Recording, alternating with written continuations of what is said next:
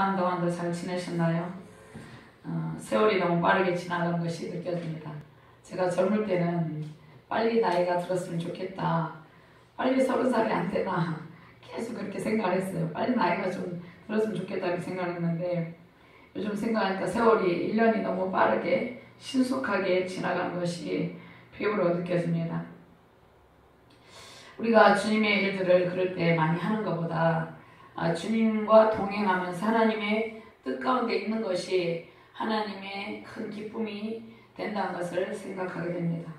하나님의 뜻 가운데 우리가 주님의 일을 많이 하는 것보다 하나님의 뜻 가운데 하나님의 사랑 안에서 주님을 생각하면서 살아가는 것이 가장 값진 삶입니다. 타 종교에서는 자신의 행위를 강조합니다. 그래서 자신의 어떤 선한 행동을 많이 해서 의로운 행동을 많이 해서 구원에 이룰 수 있다고 이렇게 생각합니다. 그래서 선행을 많이 하려고 노력하고 자기가 어떤 자기의 의지적으로 하는 일들을 많이 합니다. 그런데 그곳에는 처음부터 구원이 없을 뿐만 아니라 우리 인간의 노력과 행위로는 구원에 이룰 수 없다 이렇게 말씀하고 있습니다. 오직 예수 그리스도를 믿고 주님과 동행할 때 구원의 은총의 기쁨을 누리게 된다는 것입니다. 예수님을 믿는 저와 여러분들이 구원의 확신을 가지고 말씀과 기도에 깨어있기를 소망합니다. 지난주에 장례 예식을 치렀는데요. 이제 그 김계수 성도는 저희 교회 개척 초기부터 처음에 한 분이 오셨는데 그분이 전도에서 오셔서 2년 반 동안 출석하면서 신앙생활을 했습니다. 서울남 참전용사하고도 그가 진주 지역의 친구들, 친척들 이쪽에 거주하고 있기 때문에 수많은 교회들이 있었지만은 이제 아프시기 전까지는 저희 교회에 빠지지 않고 거의 매주 출석을 했는데요. 제가 김계수 성도의 장례식을 치르면서 많은 생각을 하게 됐습니다. 이전에 이제 장례식을 참여를 많이 했는데요. 객관적인 상황에서 바라보다가 제가 직접 집례를 하면서 느끼는 것은 죽음에 대한 담대함이었어요. 이전에는 장례 예식에 가면 그냥 처음부터 끝까지 눈물만 쏟아졌는데요. 저랑 상관없는 사람일 때도요. 그런데 이제는 객관적인 상황에서 제가 직접 그것을 집례를 하면서 생각이 들었는데요. 죽음에 대해서 너무나 담대한 마음이 생기게 되었다는 것입니다. 죽음을 맞이할 때 인간은 가장 평안한 상태로 하나님의 품에서 참된 안식과 평강을 누리게 된다는 것을 느꼈어요. 그래서 하나님께서 성도의 죽음은 복되도다.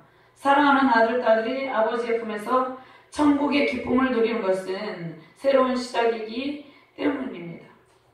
제가 임종하시기 전에 약 7시간 전에 그 김계수 성도를 만나서 기도를 했어요. 그 영혼이 아주 평안한 상태에 있다는 것을 성령께서 알게 하셨습니다. 하나님께서 그 영혼을 붙드시고 있었어요. 그 영원한 천국의 평안을 약속하시면서 주님께서 동행하고 계셨습니다. 우리가 육신의 눈으로 볼 때는 연약한 가운데 있었어요. 근데 안타까운 마음이 참 들죠. 눈물도 나죠. 그런데 하나님께서는 천하보다 귀한 한 영혼이 천국에 입성하신 것을 매우 기뻐하고 계셨고 그 김계수 성도도 너무나 평안한 가운데 있었습니다. 그러한 확신 가운데 있었습니다. 그래서 우리가 살아있는 동안은 이 땅의 모든 괴로움에 대해서 우리가 다 이해할 수 없습니다. 저도 마찬가지죠.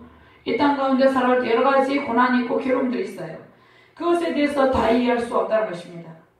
그런데 가장 중요한 것은 하나님의 관점에서 볼 때 영혼의 평강, 영혼의 기쁨이 더욱 중요하다는 것입니다.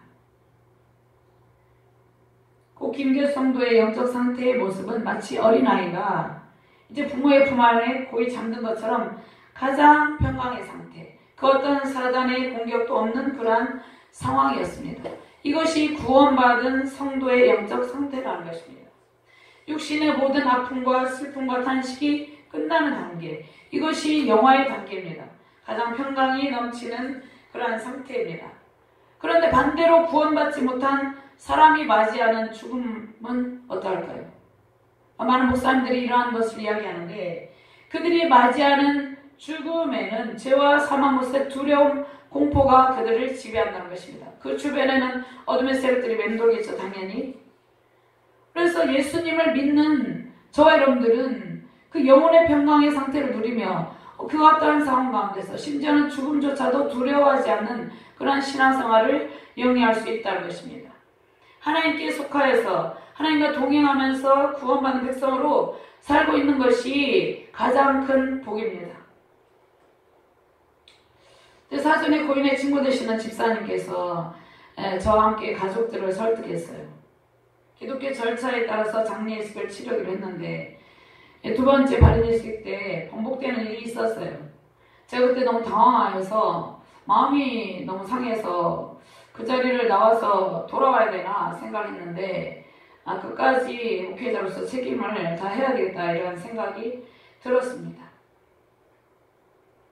그런데 그 상황이 오히려 그 가족들에게, 친지들에게 영원한 생명에 대해서, 부활에 대해서 증거하는 시간이 되게 하셨습니다. 왜냐하면 1층에는 예배를, 발인 예식을 드려야 되는 곳에 가족만 몇 명만 있었어요. 그런데 그곳에서 이제 시간이 됐다고 내려가자고 그래가지고 내려갔는데 그곳에는 점점점 사람들이 많이 오고 그들이 이제 우상숭배 어떤 그런 절차를 밟을 때 많은 사람들이 왔어요. 친지들이 오고 50명, 100명 이렇게 많이 왔어요. 그러한 자리에서 그러한 이제 절차가 끝나고 기독교 절차에 따라서 발인 예식을 하는데 그곳에 수많은 사람들이 있었고 또 친지들 중에 예수님을 믿는 사람들도 있었다는 것입니다. 하나님께서 그러한 자리에서도 우상 숭배 자리에서도 하나님께서 하나님 나라의 평강과 영원한 생명과 부활의 약속된 말씀을 선포하게 하셨다는 것입니다. 또 산청 국립호국원에 봉인담에 안치하는데 그곳에서 또 하나님께서 하간 예식을 통해서 하나님께서 영광을 받았다는 것입니다. 사랑하는 그 아들의 영혼을 누가 받으셨습니까? 하나님께서 받았다는 것입니다. 하나님께서 받았다는 것을 가족들이 좀 확신하기를 원하면서 말씀을 전가했는데요. 하나님께서 그 영혼을 받았어요. 성도 영혼은 누가 받아요? 하나님께서 받는다는 것입니다. 하나님께 받아서 어디로 가요? 천국에 간다는 것입니다. 그래서 나라를 위해서 또 가족을 위해서 생명을 걸고 치열하게 살아오고 또 예수님을 믿은 한 영혼을 하나님께서 그 지극하신 사랑으로 받으신 것입니다. 그러면 우리는 우리의 영혼을 누구에게 맡겨야 됩니까? 이 땅 가운데 살아갈 때도 누구에게 맡겨야 됩니까? 하나님께 맡기고 살아가야 된다는 것입니다. 우리가 유한한 인간으로서 우리는 무엇을 하며 살아야 됩니까? 하나님의 말씀을 죽어가는 영혼들에게 들려주는 것이 중요합니다. 이 죄와 사망 권세로 인한 고통에서 건져주신 그 생명의 능력이 저와 여러분들과 함께 있습니다. 저와 여러분들을 사단의 모든 공격에서, 죄와 사망의 공격에서 건져주셨어요. 우리는 깨어있는 삶으로 살아가기를 하나님께서 원하시는데 영적으로 분별력을 가지고 깨어있는 삶으로 주님께 영광이 되는 저와 여러분 되시기를 주님의 이름으로 축원합니다. 오늘 말씀에서 느헤미야는 자신의 재물과 시간과 재능을 희생하면서 성벽 공사를 진행했어요. 이제 성벽 공사가 막바지에 접어들었습니다. 성문을 다는 일만 남아있었어요. 그런데 성문을 다는 일만 남아있었는데 이 대적들이 집요한 공격이 더욱더 강해졌습니다. 이러한 순간에 대적들의 음모가 있는데 성벽 공사를 끝까지 방해하는 대적들의 집요함을 볼 수 있는데 사단이 이처럼 저와 여러분들을 끊임없이 공격합니다. 언제까지입니까? 영원한 천국에 입성하기 전까지 우리를 넘어뜨리려고 한다는 것입니다. 제가 예전에 어떤 장로님을 돌아가시기 전에 며칠 전에 갔는데 예수님 열심히 있다가 갑자기 하나님을 부인하고 예수님을 부인한다고 해서 제가 갔어요. 그래서 기도를 해줬는데 그 뒤에 이제 찬송가를 계속 틀어주고 평안한 마음으로 갔는데 천국에 입성하기 전까지 끝까지 우리를 넘어뜨리려고 사단이 공격을 한다는 것입니다. 그러니까 이 땅 가운데 있을 때는 더욱더 치열하게 공격을 하죠. 그러므로 우리는 날마다 하나님과 동행하며 말씀과 기도에 깨어 있어야 된다는 것입니다. 느헤미야는 하나님의 뜻을 분별하며 깨어 있었습니다. 산발락과 도비아 아라비아 사람 게셈이 악의 축을 형성해서 느헤미야를 대적합니다. 그런데 느헤미야는 끝까지 영적 지도력을 발휘해서 대적의 음모를 무산시킵니다. 자, 우리가 예수님을 믿고 신앙생활을 지금 하고 있잖아요. 근데 대적들은 우리의 영혼을 실족시키려고 끊임없이 방해 공작을 펼친다는 것입니다. 신앙의 길에서 이탈하여서 사망 권세 불법하여서 영원한 생명의 복을 누리지 못하게 하려는 것이 사단의 전략입니다. 그러나 하나님께서 한 번 택하신 자녀는 구원의 은총을 거두어 가시지 않는다 이렇게 말씀하셨습니다.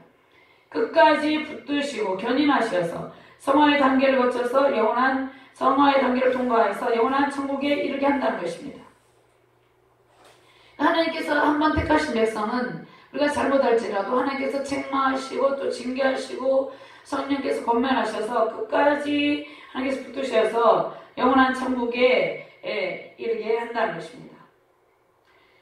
요한복음 10장 10절 말씀에 도둑이 온 것은 도적질하고 죽이고 멸망시키려는 것뿐이요 내가 온 것은 양으로 생명을 얻게 하고 더 풍성히 얻게 하려는 것이라 이렇게 말씀하고 있습니다.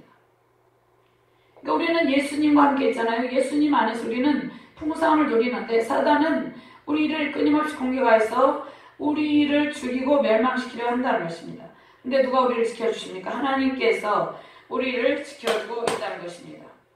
오늘 전체적으로 내용에서 세 가지로 요약을 할 수 있는데 예루살렘 성벽이 이제 다 완공이 돼서 문짝만 달면 되는데 느헤미야를 해치려는 대적들의 거듭된 해담의 제의가 들어왔습니다. 두 번째로는 느헤미야를 향해서 산발랏 일당이 음해를 합니다. 흑색 선전을 해서 협박 편지를 보내요. 그래서 느헤미야가 이것에 대해서 강경하게 단호하게 반박을 하여서 그것을 지혜롭게 대처를 하는 모습입니다. 세 번째로는 산발랏의 일당의 협박과 그 진위가 나타나고 느헤미야가 이제 기도를 하여서 이 상황을 잘 지혜롭게 통과를 합니다. 그럼 먼저 영적으로 깨어있는 느헤미야를 향한 대적들의 집요한 공격을 볼 수 있는데요. 저와 여러분들이 대적들의 방해에 대해서 분별력을 가지고 깨어있어서 마무리를 잘하는 지도자가 되어야 된다는 것입니다. 1절, 2절, 3절, 4절 말씀을 함께 봉독하도록 하겠습니다. 본문 말씀입니다. 산발락과 도비야와 아라비아 사람 게셈과 그 나머지 우리의 원수들이 내가 성벽을 건축하여 허물어진 틈을 남기지 아니하였다 함을 들었는데 그때는 내가 아직 승리의 문짝을 달지 못한 때였더라. 산발락과 게셈이 내게 사람을 보내어 이르기를 오라 우리가 어느 편지 한 촌에서 서로 만나자니 실상은 나를 해하고자 함이었더라. 내가 곧 그들에게 사자들을 보내어 이르기를 내가 이제 큰 역사를 하니 내려가지 못하겠노라. 어찌하여 역사를 중지하게 하고 너희에게로 내려가겠느냐 하며 그들이 4번이나 이같이 내게 사람을 보내되 나는 꽃같이 대답할 테니. 느헤미야가 성벽 공사를 마무리할 즈음에 대적들의 집요한 공격이 계속되는데 악의 축을 형성하고 있는 산발랏 일당이 느헤미야를 이제 오늘 평지에 나오라고 하잖아요. 이 느헤미야의 대적들의 목적은 성벽 재건 공사를 숲으로 돌아가게 하고 느헤미야를 완전히 넘어뜨리려는 것입니다. 근데 느헤미야는 대적들의 모든 공격을 막아내고 성공적으로 성벽 재건 공사를 마무리를 합니다. 다 하고 마무리를 끝까지 성벽 재건 공사를 해서 공사를 완성합니다. 이제 5장에서는 예루살렘 성벽 재건이 완료된 뒤에 느헤미야가 유다 총독으로 부임한 지 12년이 경과된 때에 있었던 일을 다룬 삽입을 한 기사입니다. 근데 느헤미야가 계속해서 느헤미야 말씀을 강의를 하고 있는데요. 느헤미야가 경제적인 문제로 발생한 이스라엘 공동체의 내적인 문제를 해결합니다. 내적인 갈등을 해결합니다. 압제받는 가난한 백성들의 부르짖음을 듣고 기인들과 민장들을 꾸짖어서 그들이 잘못해서 돌이키게 합니다. 자, 느헤미야의 이러한 탁월한 지도력으로 공동체의 내분이 끝나고 공동체가 회복되어서 공동체가 이제 서로 단결을 합니다. 이제 본장은 예루살렘 성벽 재건 기사로 다시 돌아와서 느헤미야를 제거하기 위한 대적들의 업무 중에도 느헤미야가 성벽 재건 공사를 마무리할 때 끝까지 진행하여 성벽이 완공되는 그러한 장면이 있는데요.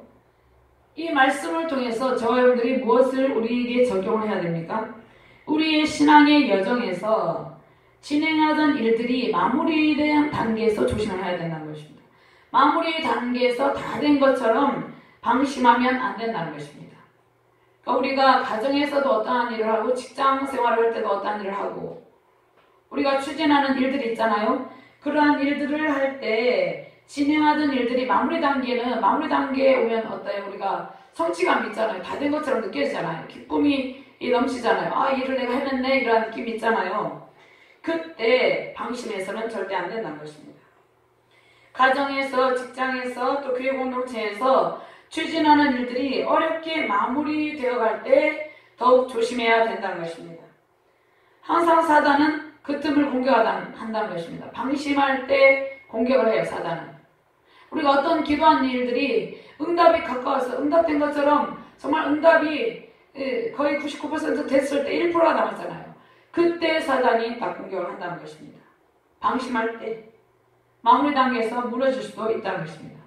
그래서 대적들은 항상 우리를 넘어뜨리려고 기회를 엿보고 있어요. 개인적인 일이나 공동체에 속한 일들은 최종적인 단계에서 마무리를 잘해야 된다는 것입니다. 6장에서 느헤미야의 대적들은 세 가지 방법으로 공격을 하는데 대화를 빙자해서 암살을 하려고 음모를 꾸밉니다. 또 유다가 반역을 준비한다는 공개적인 서신을 보냅니다. 공개서한을 보냅니다. 거짓 예언자를 통한 권면을 통해서 이렇게 세 가지 방법으로 느헤미야를 넘어뜨리려는 공격을 하는데 성벽 공사가 이제 마무리 단계에 이르렀다는 소문을 들었어요. 이제 문짝을 달지 못한 때였어요. 문짝만 달면 다 끝나는 이 공사 이 진행 단계에 있을 때 이 소문을 들은 대적들이 느헤미야에게 전가를 보냅니다. 오노 평지에 나와라. 오노 평지에서 좀 만나자. 서로 만나자니 실상 나를 해하고자 함이었다라. 2절 말씀에 느헤미야를 불러내서 느헤미야를 해치려는 음모를 꾸미고 만나자 이렇게 제의를 합니다. 그러니까 오노 평지는 요바에서 12km 남동쪽에 있는 유다와 사마리아의 접경 지역인데 이 느헤미야가 이 원수 대적들의 음모를 즉각 알아챕니다. 그들은 느헤미야와 화해할 생각이 전혀 없었어요. 느헤미야를 만나서 암살하려는 이 악한 음모에 대해서 느헤미야가 이제 사람을 보내서 뭐라고 말합니까? 나는 성벽 공사 때문에 바빠서 갈 수가 없다고 딱 거절합니다. 그런데 이들이 한 번만 이렇게 제의를 한 것이 아니에요. 4번씩이나 계속 집요하게 느헤미야를 공격하는데 무려 4번씩이나 같은 요청을 합니다. 우리가 사람들이 어떠한 부탁을 할 때 한 번 말해서 거절했잖아요. 근데 2번 말하고 3번 말하고 4번 말하고 계속 부탁하면 마음이 약해져가지고 어떻게 합니까? 승낙을 하게 되는 경우 있잖아요. 이들이 이제 느헤미야를 계속 같은 내용으로 같은 요청을 한다는 것입니다. 느헤미야의 마음이 약해져가지고 그들의 요청에 응하게 하려는 것입니다. 그래서 느헤미야는 이 대적들의 음모에 단호한 태도로 성벽 공사 때문에 나는 갈 수가 없다 이렇게 단호하게 거절합니다. 자, 우리도 살아가면서 이러한 대적들의 집요함 때문에 낭패를 당하기도 합니다. 우리가 어떤 일을 처음에 거절할 때는 그것이 우리가 선한 일일 때도 있지만 있을 때 선한 일을 우리가 거절하지 않냐고 들어주는 것은 좋아요. 그런데 그것이 불의한 일이거나 낭패를 당할 수 있는 일이거나 이러면 우리가 끝까지 이것을 거절해야 되는데 우리가 마음이 약해서 거절하지 않으면 어떻게 됩니까? 낭패를 당하죠. 예전에는 보증을 서는 사람들이 많이 있었어요. 그것 때문에 성경에 보면 보증을 서는데 침상까지도 다 들고 없어질 것이다 이 말씀이 있는데 그러면 처음에는 거절하다가 끝까지 마음 약해지게 해서 들어줄 거잖아요. 그렇게 유혹을 한다는 것입니다. 넘어질 때까지 반복해서 유혹을 한다는 것입니다. 또 나쁜 친구들이 친구를 유혹할 때 어떻게 해요? 넘어질 때가 처음에 착한 친구들 왜 넘어갑니까?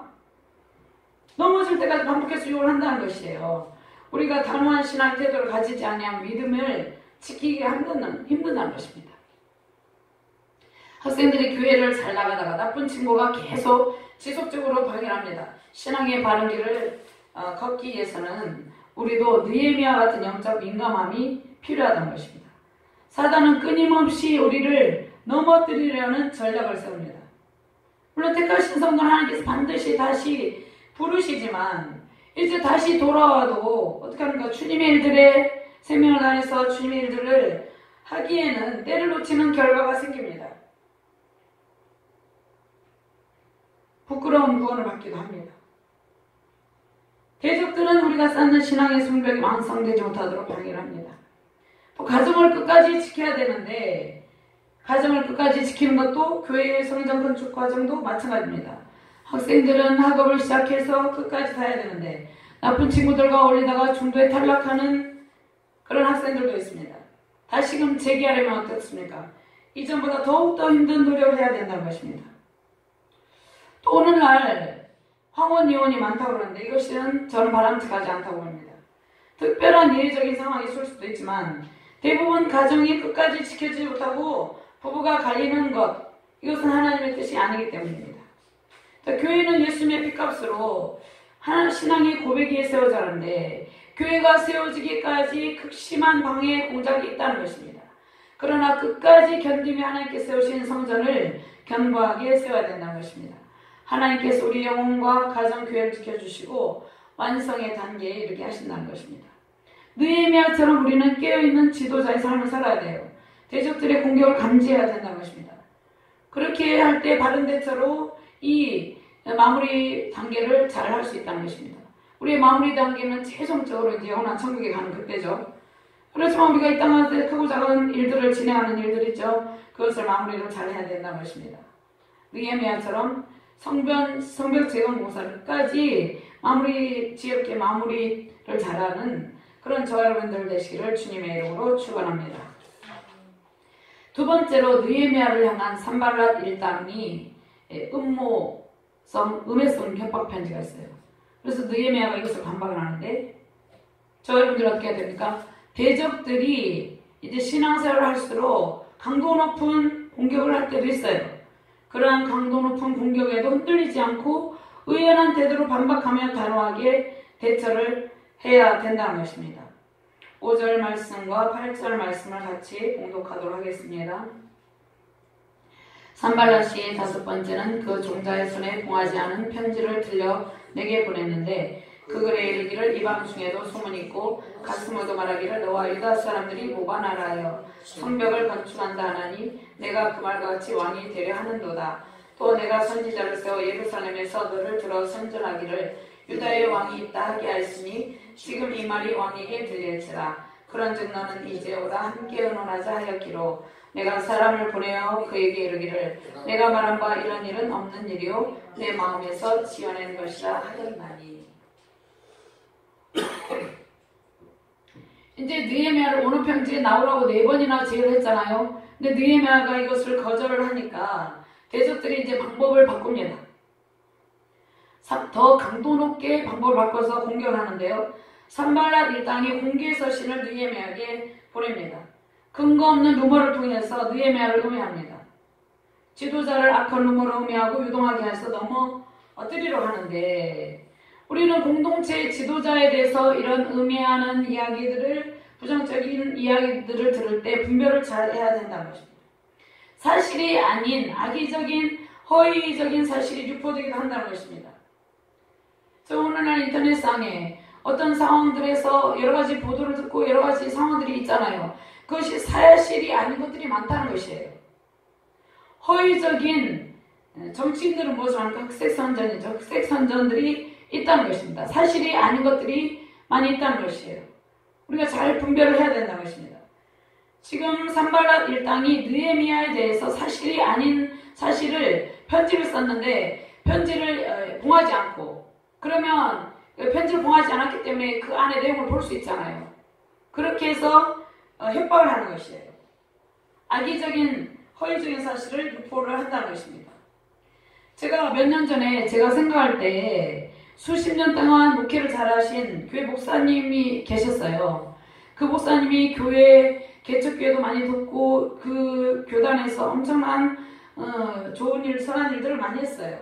근데 그 목사님에 대해서 온갖 부정적인 이야기를 제가 듣게 됐어요. 신문에도 부정적인 기사가 실리고 목사님에 대해서 양측의 이야기를 하는데 누가 진실을 말하는지 제가 분별하기 힘든 상황이었어요. 그래서 중립을 지키며 기도하며 상황을 지켜만 보고 있었어요. 그런데 제가 기도 중에 양측에서 말하는 누가 진실을 말하는지 모르겠더라고요. 정말로.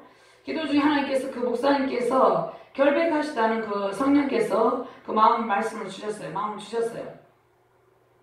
결국 목사님의 결백이 밝혀지고 모든 상황이 정상화되었습니다.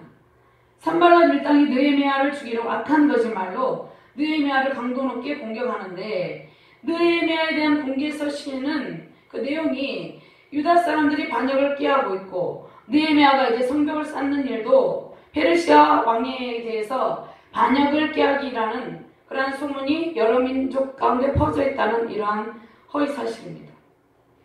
그러면 느헤미야가 유다의 왕이 되려고 하며 또 선지자들을 세워서 느헤미야를 선전하라고 한다고 그러는데요. 그 산발랏 일당이 이러한 내용이 페르시아 왕에게 보고될 것이다. 페르시아 왕에게 보고되면 어떻게 됩니까? 느헤미야 페르시아 왕이 이걸 보고를 받고 이 소문을 듣고 이것이 사실이라고 확신을 가지게 되면 느헤미야는 살아남지 못하게 되죠. 보고될 것이라고 느헤미야에게 협박과 압력을 합니다.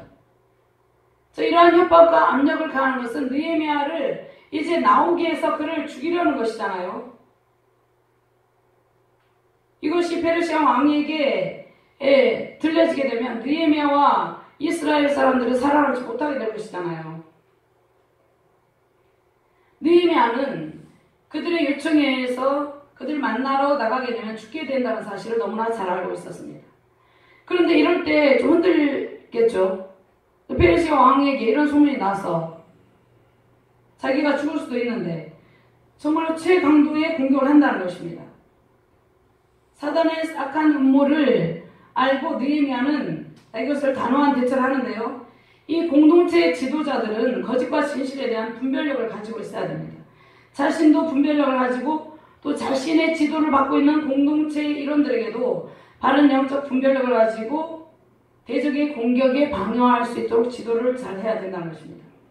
대적들이 공개 서신까지도 거짓말로 꾸며서 느헤미야에게 보내고 협박할 때도 느헤미야는 말씀과 기도에 깨어있어서 흔들리지 않고 자신의 위치를 지킵니다. 성벽 재건공사에 있어서 마무리 단계는 가장 중요한 일이었어요.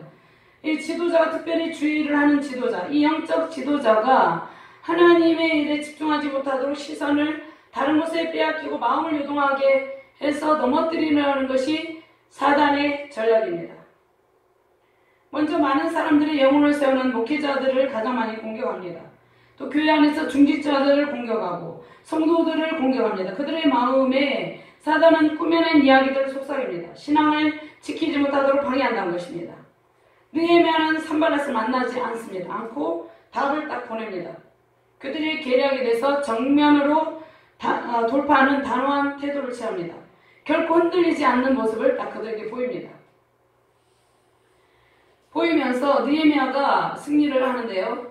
하만의 계략을 무력화시킨 에스더가 있어요.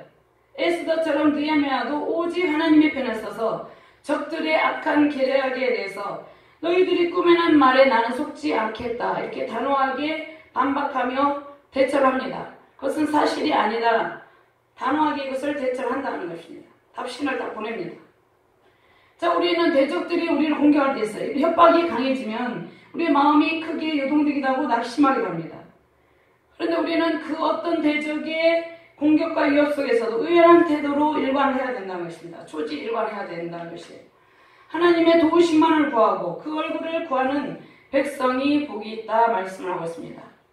마음의 그 어떠한 상황 가운데서도 마음의 평강을 사단에게 빼앗기지 않도록 늘 말씀과 깨어있는 저와 여러분들 되시기를 주님의 이름으로 축원합니다.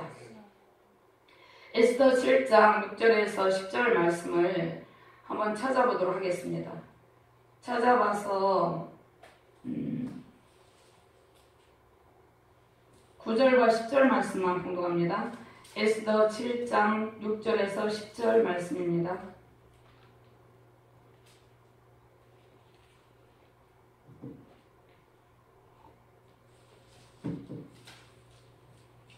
(9절 10절) 말씀 에스더 7장 9절 10절 말씀 같이 함께 봉독합니다.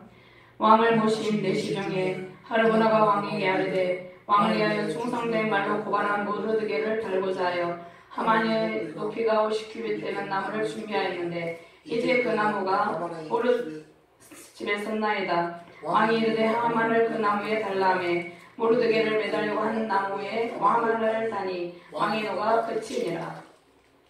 자, 하만이 자기가 악한 계략을 꾸몄는데 오히려 자기가 그 모르드게를 매달려고 한 나무에 하만이 달려서 죽게 되었다는 것입니다.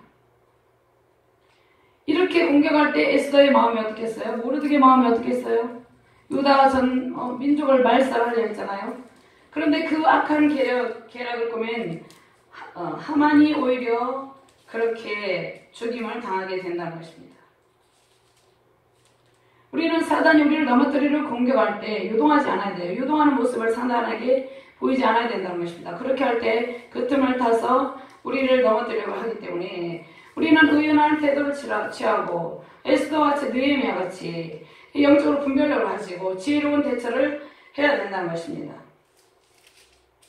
세 번째로 이제 산발락의 협박에 대해서 그런 진위를 밝히고 느헤미야의 기도가 있는데요. 대적의 위협 앞에서 우리는 어떻게 해야 돼요? 하나님께서 도우실 것을 확신하고 하나님만을 신뢰하면서 기도를 해야 된다는 것입니다. 하나님께서 우리의 손을 힘있게 하시고 성벽 재건공사를 완성하게 하시는데 9절 말씀 같이 봉독합니다. 이는 그들이 다 우리를 두렵게 하고자 하여 말하기를 그들의 손이 피곤하여 역사를 중지하고 이루지 못하리라 함이라. 이제 내 손을 힘있게 하옵소서 하였노라. 산발락 일당이 느헤미야를 모함하는 목적은 느헤미야와 이스라엘 자손들이 이제 두려움과 좌절에 빠져가지고 예루살렘 성벽 공사를 중지하게 하려는 것입니다. 처음부터 공격을 했잖아요. 끝까지 집요하게 공격을 합니다. 우리의 성도들 마찬가지. 우리도 예수님을 믿잖아요. 그러면 처음부터 끝까지 사단의 크고 작은 공격들이 있다는 것입니다. 느헤미야가 페르시아 왕에게 반역을 하기 위해서 성벽 재건공사를 하고 있다는 것은 엄청난 강력한 위협입니다. 페르시아 강대국이었죠. 막강한 힘을 발휘하고 있었습니다. 이 거짓된 소문이 페르시아 왕에게 전달되어서 페르시아 왕이 이 거짓을 받아들인다면 느헤미야와 이스라엘 백성이 살아남기 힘든 상황이 되는데 이 산발락 일당이 모함입니다. 아주 강력한 위협이죠. 대적들이 강도 높은 이러한 계략으로 느헤미야를 제거하려 했습니다. 느헤미야는 이러한 산발락의 위협에 요동하지 않았는데 그 이유는 진실하신 재판장, 공의로우신 하나님의 편에 서 있었기 때문입니다. 느헤미야는